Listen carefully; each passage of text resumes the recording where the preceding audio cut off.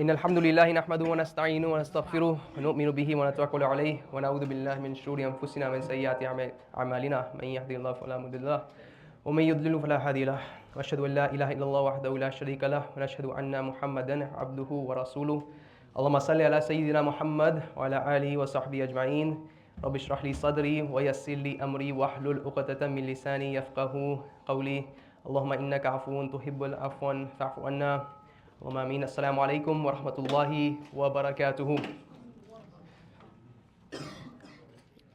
Bismillahirrahmanirrahim. I like to often begin any sort of talks I do with a question. So, Bismillah. My question is, was the objective fulfilled? Was the objective of these last 28 days now, correct?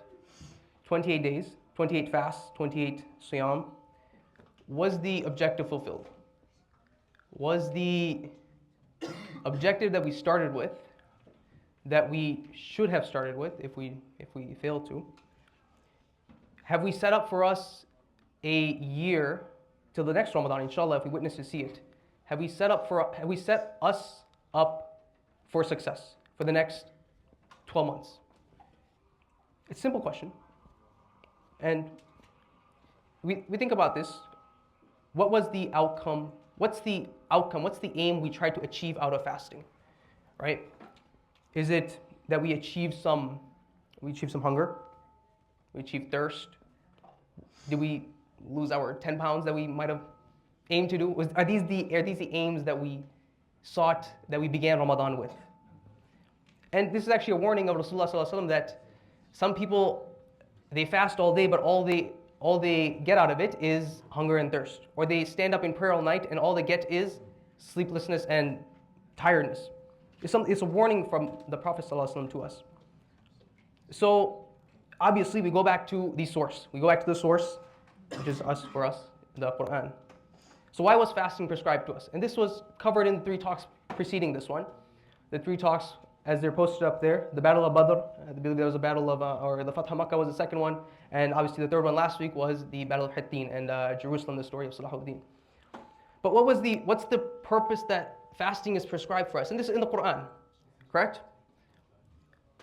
Fasting has been prescribed to you, as it was for the nations before you, لَعَلَّكُمْ تَتَّقُونَ, so that you achieve taqwa. And when I say so that you achieve taqwa, I stick with the Arabic word because in the English language, with many words in the Arabic language, English cannot suffice for the breadth of many of the Arabic words. And I would say taqwa is one of them. So that لَعَلَّكُمْ تَتَّقُونَ, so that you may achieve taqwa. You may achieve, and if you look at the different translations of the translations from different authors, they'll say either being mindful of Allah, right? So you may achieve this mindfulness. And to be honest, I'm not a huge fan of that, because when you say being mindful of Allah, like someone might say, hey, you guys are eating, be mindful of the food. You kind of think of it a bit more passively, like be mindful, don't make a mess. That's how you might think of being mindful of something. So the one I come back to often, I think might capture it best, is have that God consciousness of Allah, right? And what does that God consciousness mean? And I'd like to share a statement from actually Umar ibn Abdul Aziz, the second Umar, as they say.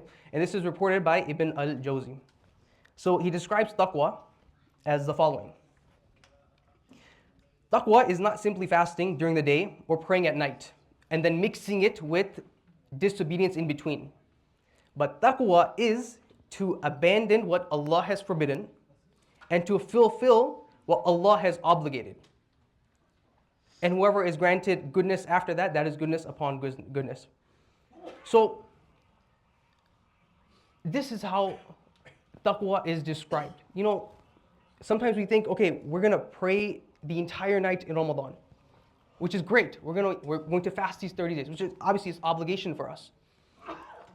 And then we think, okay, suddenly I'm going to have this feeling of taqwa. I'm going to have this mindfulness of Allah. But what I'm proposing now is, taqwa is not the end goal. taqwa, that mentality that we're trying to achieve, that God consciousness that we're trying to achieve, that's not the final stage. There's more after that. There's a purpose for achieving this taqwa. There's a purpose for having Allah at the center of your thought, having Allah, as Umar ibn Abdul said, right, as understanding, fulfilling what Allah has obligated, and abandoning what He has forbidden. So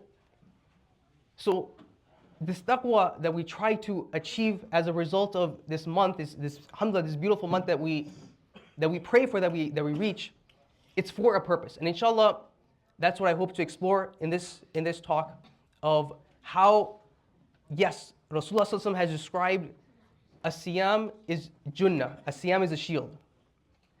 And the other, if anyone read the flyer, the connection was to the other hadith of Rasulullah ﷺ, that the imam is the shield, al-imam al-junnah.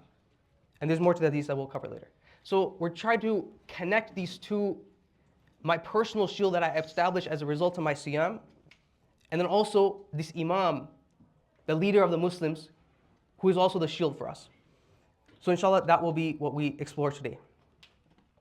Now, when you obtained said shield, when you fast these 30 days and 29 to 30 days, and Rasulullah says that fasting is this shield that you acquire, this junnah that you acquire. I mean, think about it. Do I acquire a shield and then, I sit there?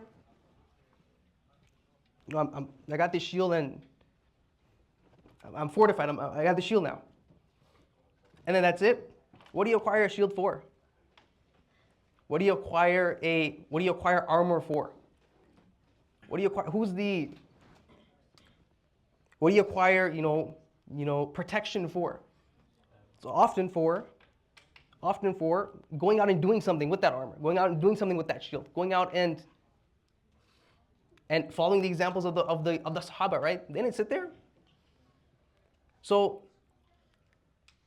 when we acquire such a shield, there's a purpose, and there is a second step that has to be taken as a result of acquiring this shield. So think about what yes, we acquire the shield. Think about what you need to be then facing, what should be shielding from. And what I would suggest is taqwa, and the attaining of taqwa, la'allakum tattaqun. And then also, attaining the taqwa through fasting, through siyam as it's in the Quran. And then also Rasulullah ﷺ describing siyam as the shield. I would say those are very much connected. And inshallah we'll discuss how so. Now, because when you get this shield, it's not a physical shield you have. I don't spawn a shield by fasting, right? Unless someone knows how to, right? You teach me, but that's not how it works. You don't spawn a physical shield from fasting, and when you obtain this God consciousness, and I'd like to discuss in a bit how you actually attain this God consciousness, having at the forefront of your mind Allah subhanahu wa ta'ala, that He sees, He hears, He controls all, He sustains all, He's most wise, and only through Him can we achieve something. Once you have that thought, once you have this God consciousness of Allah, which is how I describe taqwa, you're able to defend yourself. You're able to defend yourself against different falsehoods, different munkar, different sin, different fahsha, different trials. And think about, many of us are quite young here. You face many trials in school, in high school especially, because in college you get to sort of. In college, you can sort of make your bubble, and so those who went through college, and were in college, they can attest to this, right? In college, you can kind of make your bubble. You're not forced to really be with classmates all the time, so you can kind of make your bubble. But high school, that's a huge test, in my opinion, public high schools, right? And unless you have a shield, as what we described here, right? This shield to defend yourself with, you're going to fall. I was in high school once, right? Muslims sometimes ask you, you're going to homecoming, you're going to prom, whatnot. Different parties going on. Nowadays, I heard, the rainbow movement has taken quite over the high schools, right? Different trials you'll be tested with. And unless you understand the Islamic position on it, unless you understand that you're conscious of Allah, that this is the command for me, and this is the test for me, and unless you have that thought and the mentality, you may falter. And the example goes beyond just your high school. It goes to the workplace and achieving rizq the correct way. Your activism on a world stage. There's a correct way to do this. And that correct way is obtained through that consciousness that it is through Allah I achieve this. I achieve change. It is through Allah that I attain. It is through the commands and prohibitions of Allah. I follow those to attain my risk. So that God consciousness never goes away, no matter what stage of life you're in. And then before, I guess I want to expand more on how this shield and taqwa that we acquire, what that really means to us, and connected to that second hadith that we mentioned, right? That Imam is the shield. Before we go there, I sort of wanted to infer a little bit. How does the action of actually fasting, how does that help you achieve taqwa? How does that allow you to achieve taqwa? How does me restraining from food and water, how does that action actually allow me to attain taqwa? So think about that for a moment. How does me going 14 hours a day for the last 28 days now, one more, maybe two more, how did that actually help me? How did that action of fasting, how did that action that's prescribed on you of fasting allow you to attain taqwa? And I don't think there's any shari statement on this, but I'd like to throw some thoughts out, and inshallah we can explore that. Number one, the action of fasting, obviously your stomach is empty. Your stomach is empty. Blood flow is not rushing towards your stomach. When we have our lunch, what happens after lunch? You get that afternoon crash, correct? What does happen? Because all that blood flow goes, you get that sugar spike and the glucose goes down. I don't want to get into the science of it, but that's what happens. You get this crash and you're not able to focus. And anytime they say not to keep your more hard tasks after lunch because you're going to be less productive, right? So one thing that happens during the month of Ramadan, and I'm sure you guys can attest to it, you're laser focused, you're sharp. You can focus throughout the day. So, and this is not to say this is the reason why we fast, but this is just a reflection I had. You're laser focused in during the fasting days, and part of that is just understanding biology, right?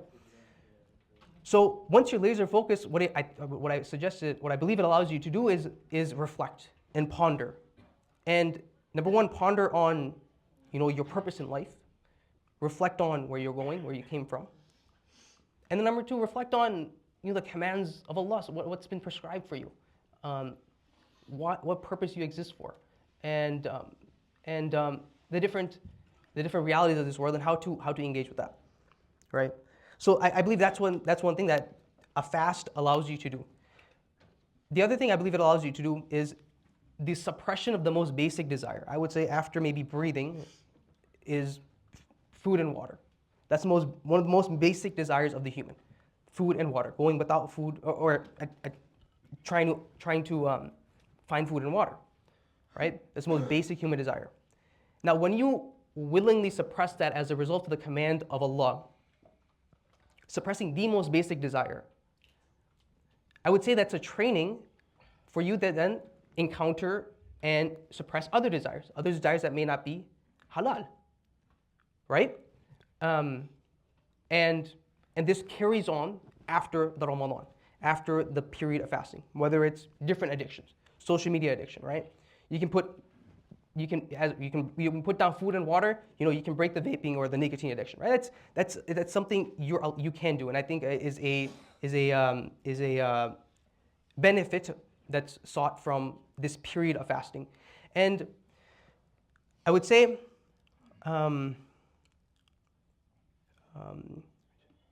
one thing we try to do, right, is now we suppress this desire of ours consciously. And Allah subhanahu wa ta'ala mentions in the Quran that you're not like the cattle, or you're worse than the cattle because you can actually think for yourself. The human being can think for themselves. And someone who does not think for themselves, someone who just is basic desires, is just food, water, and whatever else, someone who's just acting on desires, what is that? Is that a human? not human. That's Allah subhanahu wa ta'ala says that's like worse than the cattle, and He says in the Quran, correct? So as a human, you have this ability to control your desires and to overcome them because you have that conscious thought. And I believe Ramadan is a period of reflection of those desires. So I just wanted to briefly touch on this, and we say alhamdulillah that Allah is given this mechanism of fasting, this month of mercy, and this month of building ourselves to, inshallah, take on really anything in the world. And I pray to Allah that we get to witness many more Ramadan in our lifetimes. Allahumma ameen. So inshallah, maybe in a couple hours, in a couple days, the Ramadan will be over. But this need of the shield and this need of this taqwa, this God consciousness that we work so hard for, we still need it. We still need it for the end of for the rest of our lives. So as we mentioned earlier, taqwa is not the goal to strive to. It's that gear and it's that protection and it's the shield that allows us to face the world, allows us to engage and disengage with the realities of this world. And as we mentioned earlier, you don't wear your armor just to sit on the sidelines. You don't have your shield just to sit there. I'll leave it at that. So with that mentality now, with that mentality of yes, Allah is in front. Allah subhanahu wa ta'ala, I'm conscious of Him with every action I take. I'm conscious of Him with everything I engage with and everything I disengage with. Now, truly, I think you can start changing your mentality from, and this is obligated on the Muslim, right? Rather than being, I'm just working on myself, I'm working on for the rest of my life, you can think too, okay, I worked on myself, now how do I serve the Ummah? I have this shield now, I have this consciousness of Allah now. How do I serve the Ummah? How am I serving the humanity at large, right? Like we said, taqwa is not that end goal. Taqwa is that, as we said, the shield that will allow you to engage with the world, inshallah, with success. So Ramadan is over, inshallah, in a couple days. The first thing you might recognize is that the chains on shaitan are released, right? And he's coming. He's coming to those that may not have this shield ready. I know you maybe got strong shield, you're safe. So others might not. Others, maybe we might not have that strong shield set up for us. And shaitan's gonna come.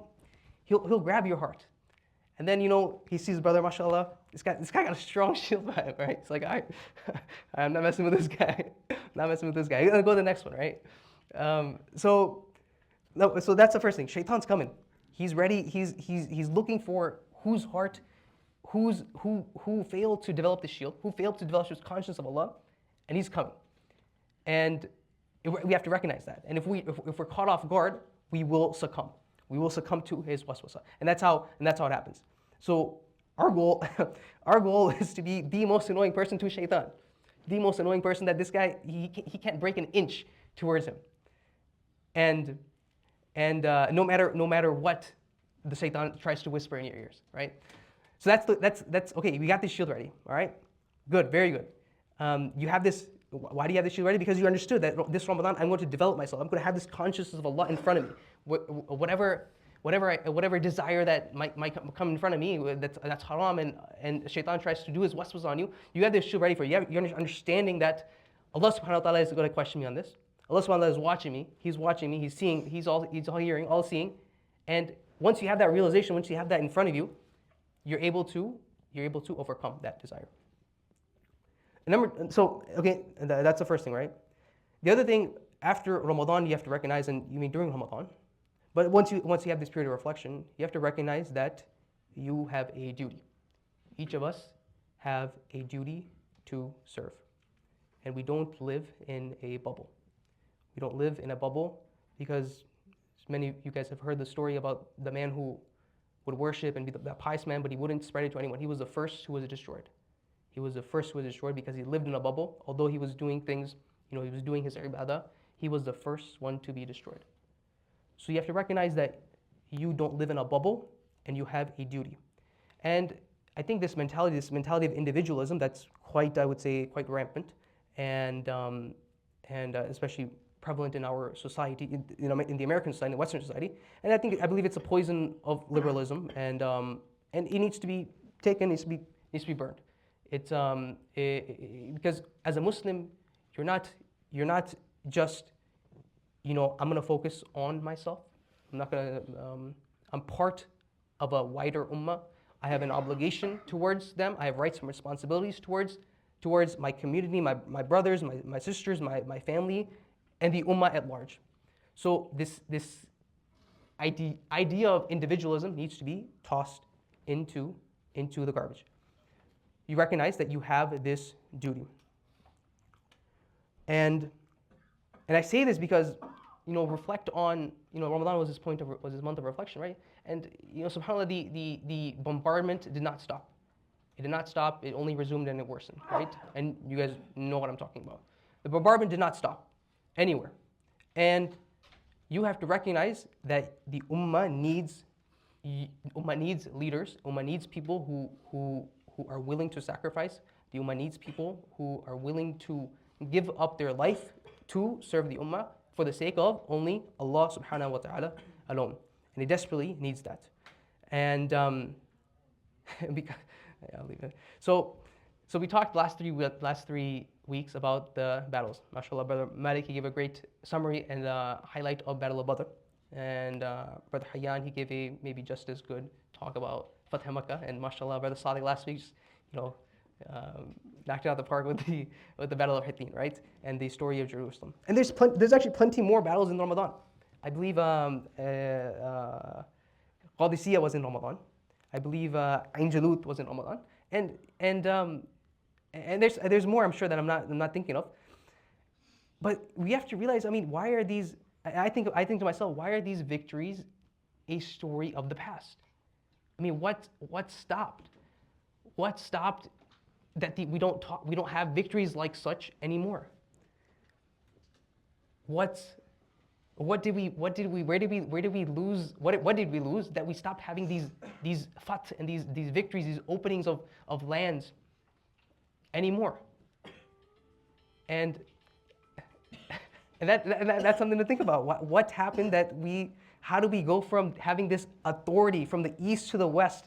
The vast majority of the known world at the time. The Americas weren't discovered till later, right? But the vast majority of that known world, from Indonesia to Morocco, how did we go from having this authority for the Muslims, authority for the Muslims, but for the sake of Allah alone? How do we have this sovereignty given to Allah from east to the west? And now there's I would say the unfortunate condition of the Muslimin today. So that's something that we have to reflect. What happened? How do we go from there to here? And I'm sure you guys saw, right? The signal group that they were laughing about the Muslims about, right? What had happened? They were talking about the plans to bomb Yemen and sending laughing emojis and this is done, celebrating. This is unfortunately what it came to, right? Just being mocked over a signal group. Over a text, over a group chat. But, I think about, okay, yes, they might laugh now. And there's stories of the past, of the Fir'auns laughing, and the Abu Jahals and the Abu Lahabs laughing. But I remind myself when I look at this, who truly are the fools? Who truly are the morons of history? Who truly are the laughing stock? Who's going to be, who in the eyes of Allah, and in our eyes, who truly are the morons of history? And it's clear to us. It's clear to us. Someone has, how moronic of a thing it is. You have a tattoo called kafir on you. Yeah, I'm sure you guys saw that, right? You have a tattoo literally called, it's not your language, you have a tattoo called kafir on your arm. That's one of the most moronic things you could do, and you don't expect anything more from someone who denies, obviously, the existence of Allah, the most basic thought, most basic thing about your fitrah, right? And you don't expect anything more from that. So the joke's truly on them. Now, it's still a state for us to reflect. That where did that response of sending the, I don't have the exact story, but where did that response of sending the army to France when they tried playing that play mocking Rasulullah, so where that response of, if you don't stop this play, there's an army coming to you. If you don't, the story of the lady who called out, who was wronged and called out, "O Mu'tasim," they called out the Khalifa Mu'tasim, "O Mu'tasim," and there's an army, marching towards that region. I believe it was the Roman region. Where did that response go? Where did that response of, "Heck no, Palestine is not yours," go? And I'd like to explore this story because I think this is one of the most important and inspiring and moving stories. It's not a story. It's from our history. It's very recent. It's very recent. It's only a couple generations ago. This was, I believe, either very early 1900s or very late 1800s. And you guys might know who I'm talking about. Sultan Abdul Hamid II. His message to the so-called father of the Zionist movement, Theodor Herzl. So-called father, some say it's someone else, but one of the very main early figures of the Zionist movement. He, obviously, the condition for the Yahud in Europe was not great. They tried. He wrote a book called The Jewish State. He proposed basically his idea of establishing this homeland for the Yahud, right? And obviously Palestine, was under the authority of the Muslims, of the Uthmani Khilafah. And Sultan Abdul Hamid at the time was a righteous leader for the Muslims. And Theodor Herzl, what he tried doing was, and if you guys understand the history of the Jews in Europe, they were often the money lenders, and that's how their business on interest go, and in some ways that continues today. So they had a good amount of wealth for them, the Rothschilds, and so Herzl he wrote a letter to Sultan Abdul Hamid II. He wrote a letter asking, "I am willing to purchase the land of Palestine for a very large sum of money." I don't have the exact number with me. A very large sum of money. And at the time, actually, the Uthmani Khilafah had gotten into many debts, and he could have been like, "Okay, I can give this up. It's a small piece of land. I've got this huge Turkey for myself. I've got even more lands. I believe the Hijaz and the whole of Sham. I can give up this small Palestine to pay off all the debts that unfortunately our state has acquired." Right? Someone might have succumbed. But the response that Sultan Abdul Hamid gave, I believe we should all realize we need responses like this today, and unfortunately we're lacking. Unfortunately, we are lacking, and we should reflect on how this mentality got to him. How this mentality of, no way, you can't do this. And I'll try to read his response here, inshallah, bismillah. So his first response to the messenger was, "While I am alive, I would rather push a sword into my body than see the land of Palestine cut and given away from the Islamic Caliphate. I will not sell a single inch of the land because it is not mine. It belongs to all the Muslims. They paid for this empire they paid for this land with their blood, and we'll redeem it with our blood. Let the Jews keep their millions. If the empire is if the Khilafah is partitioned, they can get Palestine for free, but that will happen over our dead bodies." He basically said over my dead body. No way you're taking this. So then, the story says that Herzl then himself also visited the Sultan and reiterated the offer, to which he replied, "Even if you paid me the weight of the earth in gold, I would never agree. I would never bring shame upon the Muslims. If you want to buy Palestine, know that the price is the blood of all the Muslims. I have no enemies other than the enemies of Islam and the enemies of the Muslims." SubhanAllah. Look at this bold, firm stance. This is what you say. This guy, you hear something like, "Haq, bro." This is a stand to take. This is the stand to take. And this wasn't that long ago. This wasn't that long ago. But we lost it. We lost it, and our hearts should ache. Our hearts should ache, and as Sadiq mentioned last week, as Salahuddin with his statement is right. How can I smile, and how can food and water taste good for me when the land of Palestine is in the hands of the Crusaders? Our hearts should ache. Our bodies should shake, and we should have this drive like, no, not any longer, not any longer. and the condition, unfortunately, worsens. So the reason I bring up these important stances of the leaders of the past is because Rasulullah actually said, and I mentioned this earlier, that innamal imamu al-Junnah. Indeed, the imam is a shield. He is fought behind and he is used for protection. That's what the imam is. He's that shield. Sultan Abdul Hamid, you tried offering him something, he's there. And the Muslims are right behind him. The true, sincere Muslims are right behind him, ready to take on that stand along with him. But you need that leader. You need that leader. You need that leader. You need that clear chain of command. You need that.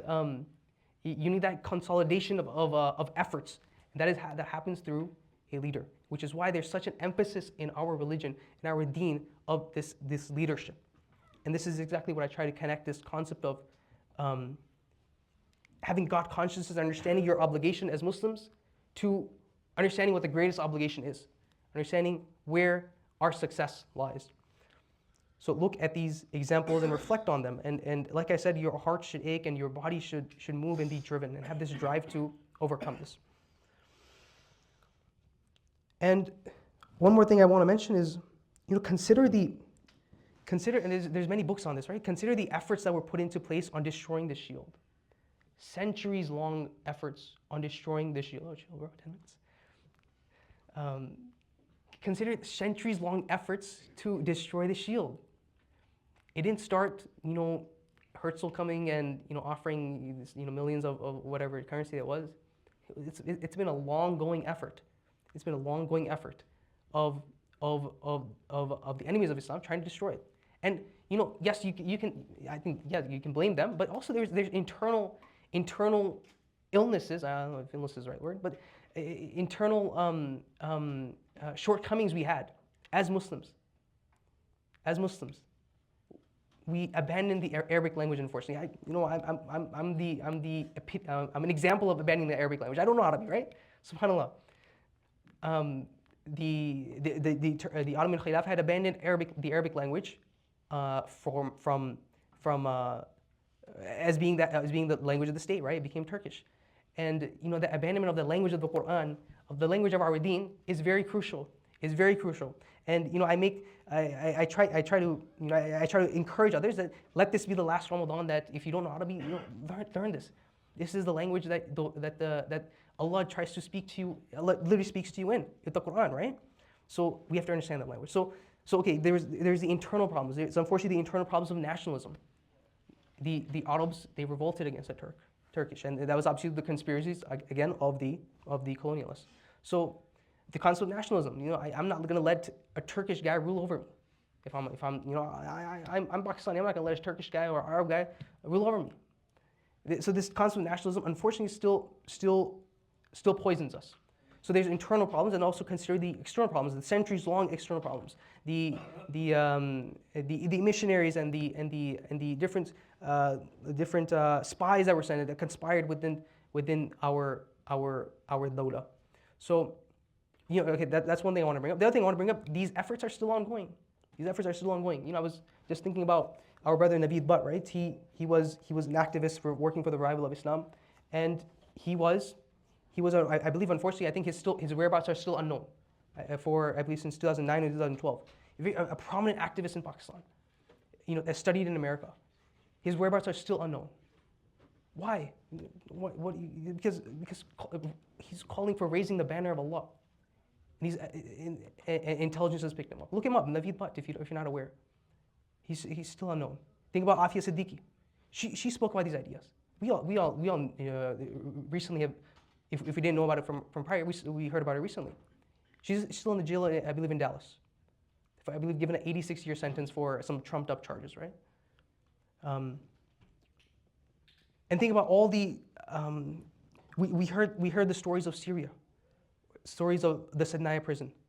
Anyone who tried to speak about Islam as a way of life for the Muslims to move forward with, the regime locked them up. The regime tortured them. The regime killed them. They disappeared. One of the brothers we were having a discussion with, it's like the walls had ears. The walls had ears. Think about it, you're in a small room and you can't speak the truth because you don't know who's in with the regime. And he would say, the fear is, I'm asking, okay, what's the fear? What's wrong with the walls having ears? What's going to happen? He said, you disappear. You literally disappear. You disappear. Your family doesn't know where you are. Your friends don't know where you are. You don't know where you are. You disappear.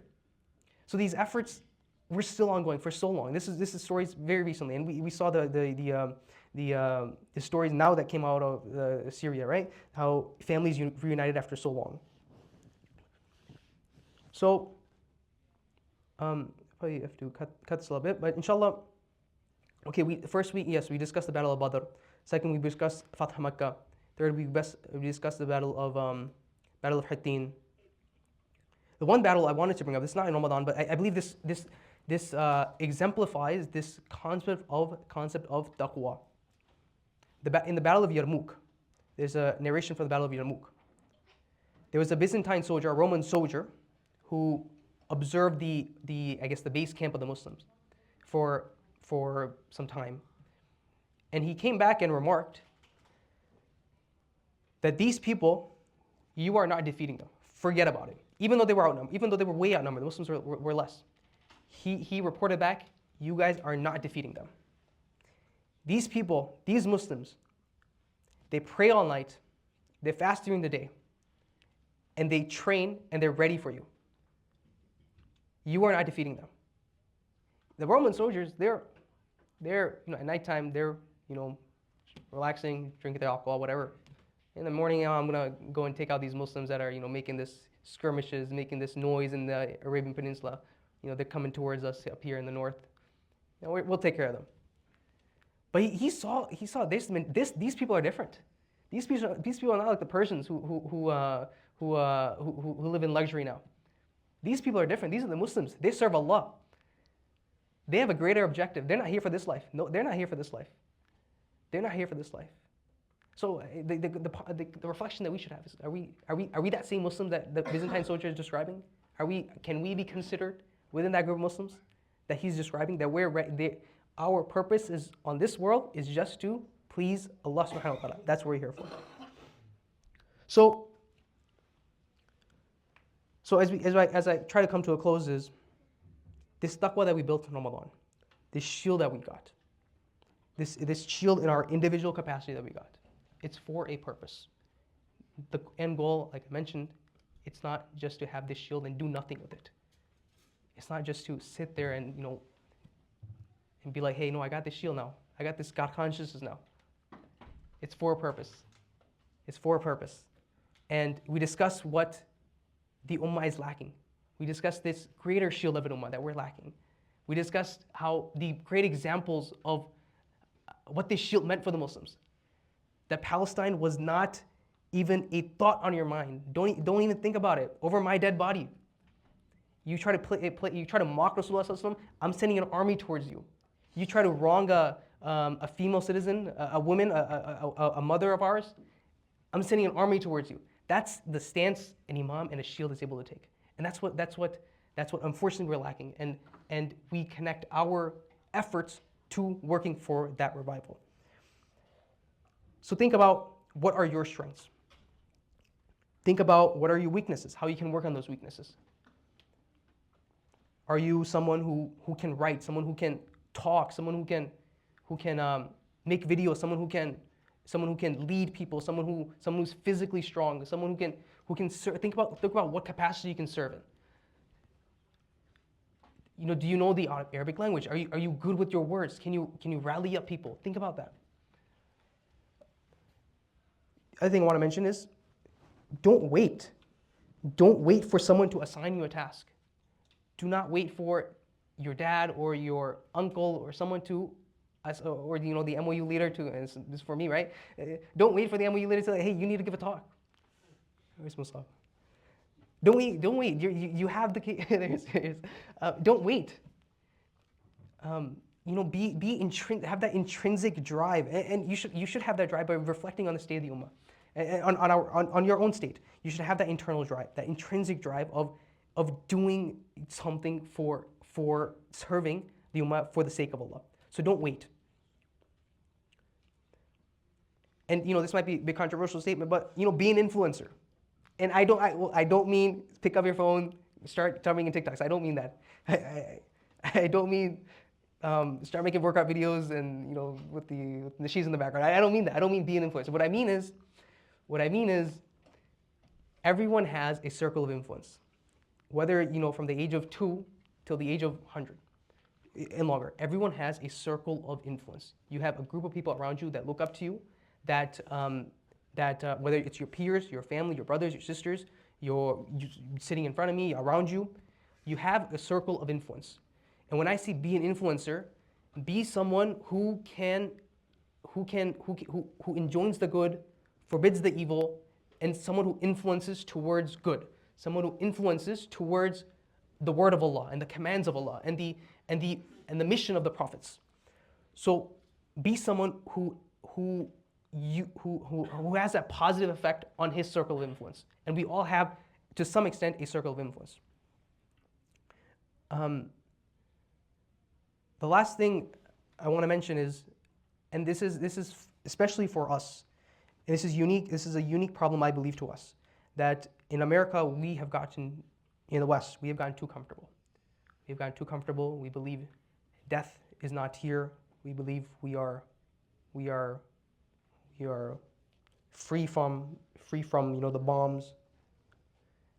And sure, that might be the case. And actually, you're seeing the videos of the ICE agents picking people up now. The Muslim sister in Boston. So maybe it's not that far, but sometimes we get too comfortable. And the advice of Rasulullah is remember often the destroyer of all pleasures. And what is that? Remember often the destroyer of all pleasures. Yani al-maut, i.e. maut, death. Remember often the destroyer of pleasures, death. Because death is not far. Could be tomorrow, could be today, could be in a few days, could be in 100 years. Death is not far. And there's a reason Rasulullah advises us to remember death often, because no one can escape it. Every soul shall taste death. And it reminds you of you are not on this earth for much longer, and there's a greater objective and there's a greater purpose to your existence. And do not get too comfortable. So with that, I bring to a close. I remind us that fasting, yes, we learned that it is a shield. We also learned that the Imam is a shield from whom we fight behind. And we discussed how we connect those two concepts. And I remind myself again that we use this shield that we acquired for something. Use that God consciousness that you have in front of you right here for a purpose. And inshallah, the next Badr, the next Fath Makkah, the next Battle of Hittin, the next one you might be a part of, and it might start with you. With that, I raise my hands to Allah. I say, O Allah, Ya Rabbul Alameen, O Allah, make our fasting a shield, our hearts pure, and our actions sincere for you alone. O Allah, purify our hearts from hypocrisy, our deeds from showing off, and our tongues from lying, and our eyes from treachery. O Allah, we ask you for strength and honor and victory for this ummah. O Allah, be with the oppressed in every land, in every corner of the world where there is oppression, everywhere that the believers, the mu'min, the Muslimin are wronged. O Allah, strengthen their hearts and grant them firmness and grant them a mighty victory. Ya Allah, protect the mujahideen in your path, wherever they may be, guide their aim, strengthen their ranks and relieve their hardships, and grant them success in this world and the next, and make us of them. Ya Allah, prepare this ummah for a revival, a leadership of righteousness, where the people of truth are honored, and the people of munkar, and people of sin, people of oppression are humbled, where good is commanded, where evil is forbidden, and where the khilafah ala minhaj an-nubuwah is reestablished. Ya Allah, make us among those who listen and follow the best of what is said. Do not make us from the passive or the lazy, but from those who work for your deen and lift this ummah by your permission alone. O Allah, accept from us, forgive us, raise our ranks, and make us among those. Make us of your righteous slaves, and send your peace and blessings upon our beloved Prophet Muhammad sallallahu alaihi wasallam and his family companions. Ameen ya Rabbil Alameen. With that, I bring to a close, and I welcome any questions, concerns, or comments.